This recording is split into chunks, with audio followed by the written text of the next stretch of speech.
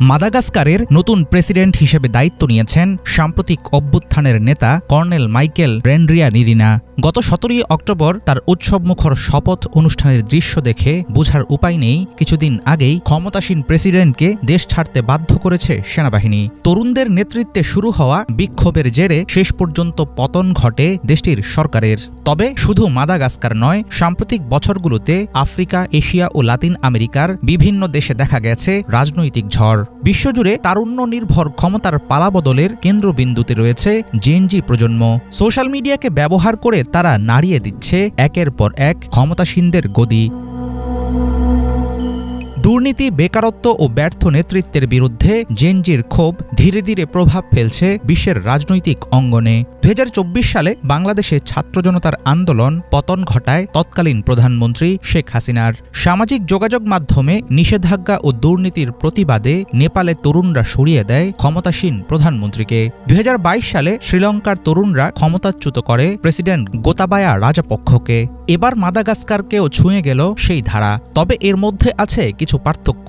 বাংলাদেশে নতুন নেতৃত্ব আশা জাগিয়েছিল গণতান্ত্রিক পরিবর্তনের, কিন্তু মাদাগাস্কারে ক্ষমতা গেছে সেনাবাহিনীর হাতে। সেনাবাহিনীর সমর্থন তরুণদের আন্দোলনকে দ্রুত সফল করলেও গণতন্ত্র বাস্তবায়নে সেনাশাসনই হয়ে উঠতে পারে বড় বাধা। মাদাগাস্কারে আন্দোলন ও সরকার পতনের প্রভাব ছড়িয়ে পড়তে পারে গোটা আফ্রিকা জুড়ে, এমনটাই মনে করছেন ভূরাজনৈতিক বিশ্লেষকেরা। শিক্ষা ও স্বাস্থ্য বাজেট কাটছাঁটের প্রতিবাদে মরক্কোর রাস্তায় নেমেছে জেনজি 212 নামের তরুণদের প্রতিবাদী একটি প্ল্যাটফর্ম। কেনিয়ায় কর বৃদ্ধির বিরুদ্ধে আন্দোলন এখন রূপ নিয়েছে সরকার বিরোধী বিক্ষোভে। নাইজেরিয়ার রাজনীতিক কিংসলে মোগালু সতর্ক করে বলেছেন, যেসব আফ্রিকান সরকার ব্যর্থ তাদের ভয় পাওয়া উচিত, কারণ এই জেনজি প্রজন্ম থামবে না। তবে আফ্রিকার ক্ষমতাসীনরা সহজে গদি ছাড়ার পাত্র নন। শক্তি প্রয়োগ করে হলেও তারা হয়তো দমন করবেন সরকার বিরোধী আন্দোলন।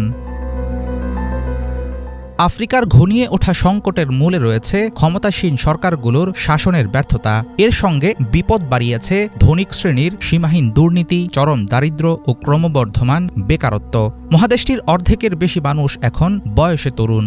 ফলে ধৈর্য ফুরিয়ে গেলে তারা শুধু ক্ষোভ প্রকাশ করেই থেমে যাচ্ছে না, বরং প্রযুক্তিকে কাজে লাগিয়ে সংগঠিত হচ্ছে, দাবি তুলছে পরিবর্তনের। মাদাগাস্কারে সরকারের পতন পুরো আফ্রিকার জন্যই একটি সতর্কবার্তা।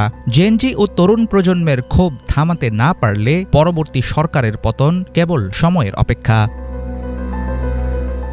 হাফিজুল ইসলাম, বাংলা ভিশন।